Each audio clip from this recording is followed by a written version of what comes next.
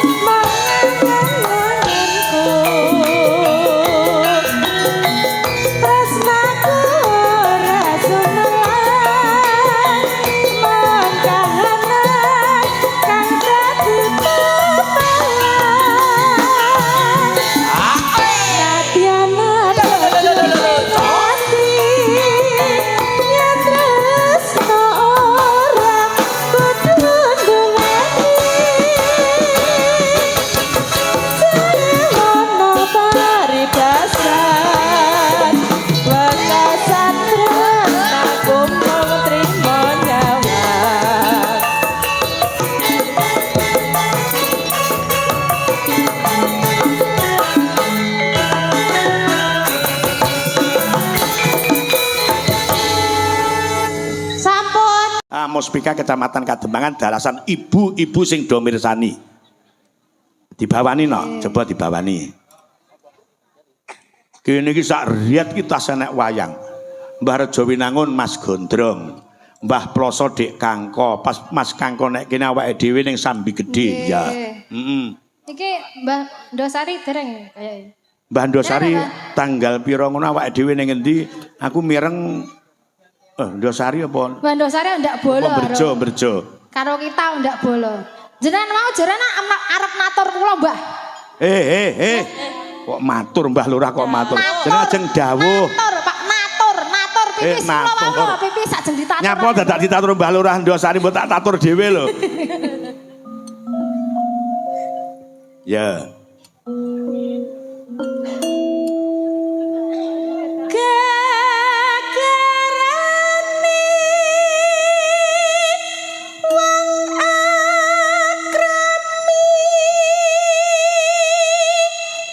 Pitutur luhur babakan wong omah-omah gegarane wong akrami.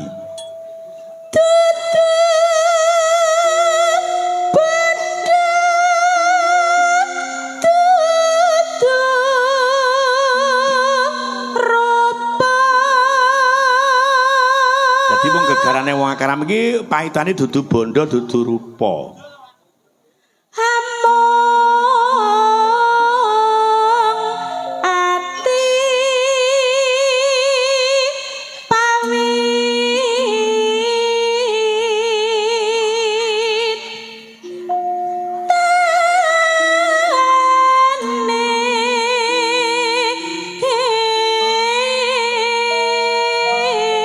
Dudu rupa dudu apa mau? Dudu bondo dudu rupa mung ati pawitane dikandung maksud yen to sejatine iki mung tulusing ati nggone nandur katresnan di antara kedua belah pihak.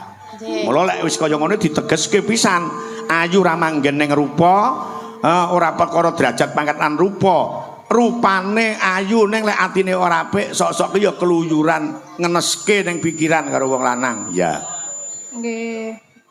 Mulai rame ya 750. Mulai sepi ya 150 nggawa kloso dhewe ngono ya enak. Iya. Lupa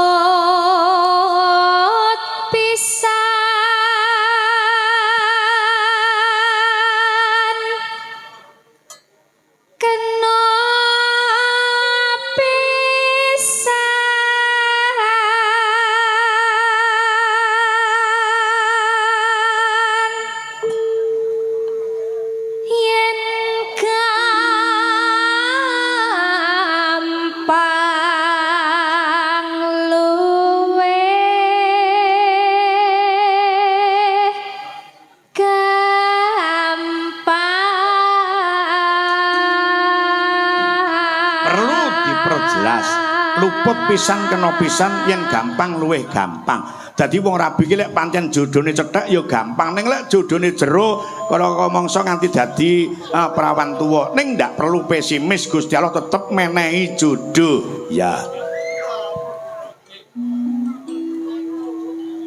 Yen angel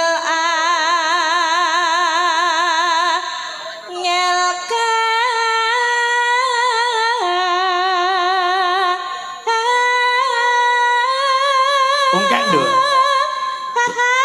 Bagus.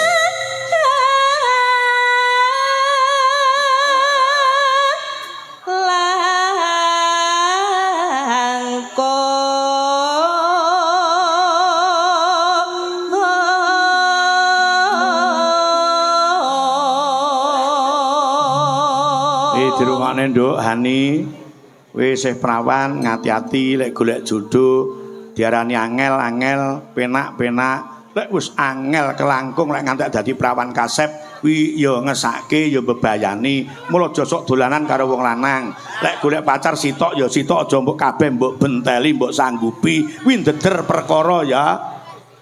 Ya seleksi pancen bibit bebet bobot ki penting ning aja kabeh mbok sanggupi. Nggih ngoten niku kan Dek Hani selektif to, Pak. Ngoten niku. Dijajali dhisik sitok-sitok. Ngoten. Maksude mboten ngoten, Pak. Maksude niku dijajali atine iki piye karo aku ki. Gemati pora. Ngoten. Setia pora. Ngoten lho, Pak. Kan kedah milih-milih to, Pak. Ngoten. Wis sak karepmu nek dituturi Pak ra kenek ya wis. Nggih ngoten Mas Minto. Aku ngerceluk emas rumah saku umurku sik 22. Tan kena tinumbas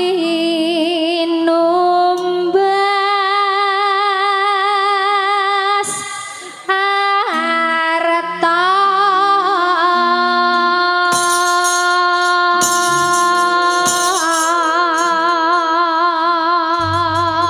masuk langgam dadi ati sak pupuh wae Mas. Ya, kaya ngapa? Langsung dados.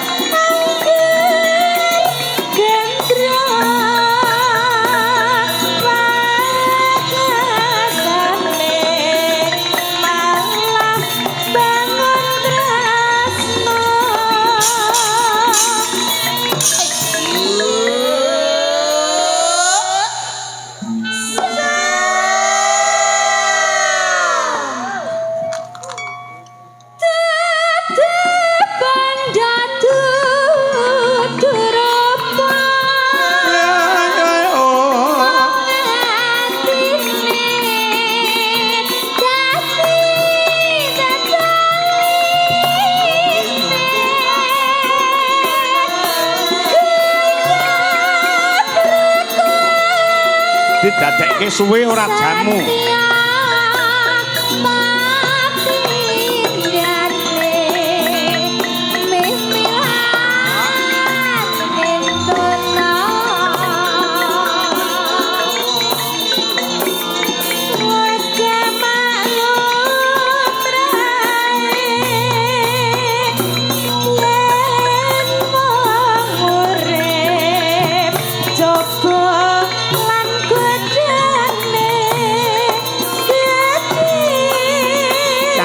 Bapak Santo yang selalu tresno budaya.